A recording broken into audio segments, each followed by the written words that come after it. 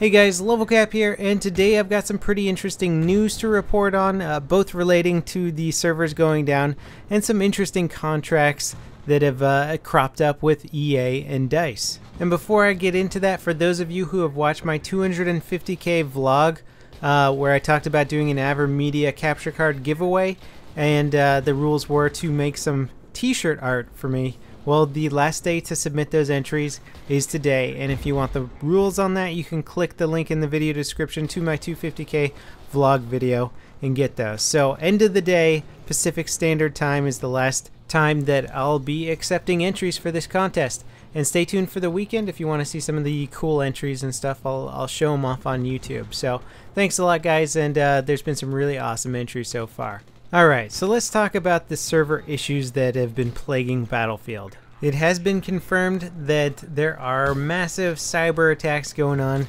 aimed at overloading the Battlefield 3 servers, taking them down, and they're going down frequently. The servers will go up, they'll fill up real fast, people will play in them, and then all of a sudden you'll just randomly get disconnected because they will have crashed the server. It's unfortunate that there's people out there that really want to just ruin everybody's good time. I mean, I don't know if these guys have a vendetta against DICE. I imagine the motives are very simple, as most video game hacking or cheating motives are generally pretty simple and basic. It's usually just to see if they can get away with it, and they kind of get off on the just ability to kind of ruin people's days, I guess, you know.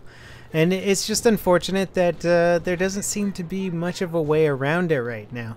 Tried multiple times to get in some good gameplay, and we finished a few rounds here and there, had some really fun rounds from time to time, and before the round is over it usually just crashes and goes down, and we can't quite see who wins the match, and it's just unfortunate, and it really sucks that there's people out there that want to do this. I mean, it's just a really douchey thing to do. So anyway, that's what's going on with the servers. Hopefully DICE can figure out a way around all the DDoS attacking and cyber attacks. Maybe they can even catch some of the guys. At least DICE knows about this. They're working on it. They're going to try and find a way around it. Hopefully sooner rather than later. It's unfortunate that a group of guys can really just ruin a quality game like Battlefield.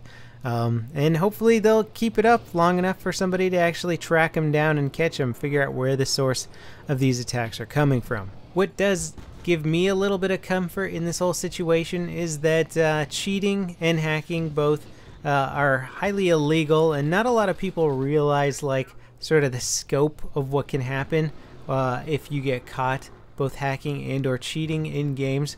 The legal ramifications, at least in the States, are pretty severe, and I know of some cases where people have gone to jail for multiple years for things as simple as just DDoSing somebody's computer or taking down a server or something like that. Okay, so on to some other news, and this next thing is something that really excites the heck out of me. I'm not sure how it's going to play to the rest of you guys out there. It all depends how big of Star Wars fans you are, but if you watch my last episode of Mailbox, I think it was about 2.5 weeks ago, I entertained the idea. Somebody asked a question about running a Star Wars first-person shooter style game on the Frostbite engine, what I thought about that concept, and I entertained it, talked about it for a little while. Well, sure enough, there's some news that EA has acquired the rights to produce Star Wars games from Disney.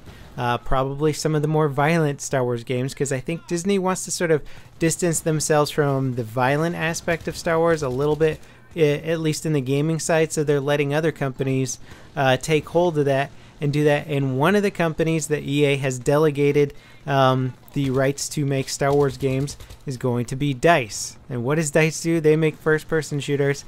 They also have the Frostbite engine, which is held in very high regards over at EA, and I'm sure they're going to be using it. So I think it's pretty safe to say that we are going to see a Star Wars game in the future on a version of the Frostbite engine, and I am freaking pumped for that. Now, we could spend hours and hours speculating about what the game's going to be like and what's in it, but the fact is they have just started delegating the general responsibilities over there. So I'm sure everything's just in conceptual phase at this moment, but I'm still pretty darn excited because I have complete faith in DICE to make good shooters.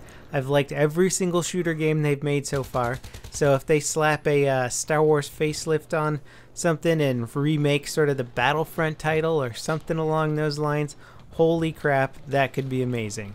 Next up in the news, Electronic Arts is planning a full reveal of Battlefield 4 at E3, and what's even more exciting is that I might be going to that. I registered for it, still waiting to hear back on the media approval, but I don't see why I wouldn't be accepted to it. So I'm really looking forward to going to E3 and checking out Battlefield, reporting on it, hopefully playing it.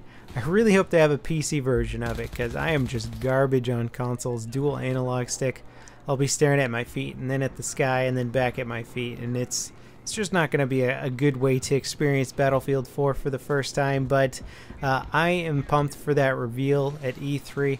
I'm really pumped for Battlefield 4. I gotta say, there's so many things I'm looking forward to. Battlelog 2, I mean, I realize that's not exactly part of the game, but just giving Battlelog a nice overhaul, making sure all the server filter stuff works, privacy options instated. That'll be really excited for me. Just the new graphical updates, animations, perhaps more finely tweaked netcode, and I'm just looking forward to new sights also. I mean, I noticed in the game that they've sort of adjusted the field of view when you're playing so that sights take up a little bit less of the screen, but like I've been sort of hinting at in a lot of my videos recently, I have been playing around with airsoft and messing around with actual real life sights on the airsoft guns and testing them out, and I gotta say, red dot sights are amazing. I'd never really understood the concept behind them before, but the ability to aim with both eyes open when using a red dot sight is unbelievable. It's really cool. I'd say it's almost easier to aim a red dot sight on a real gun than it is in Battlefield. I mean, sure, you have the pinpoint accuracy of Battlefield, but just your ability, your field of view is totally uninhibited when using both eye open aiming techniques with red dots. And there's a lot of really cool red dots out there that just don't exist in the Battlefield world. Now I would love to see those things make an appearance in Battlefield 4.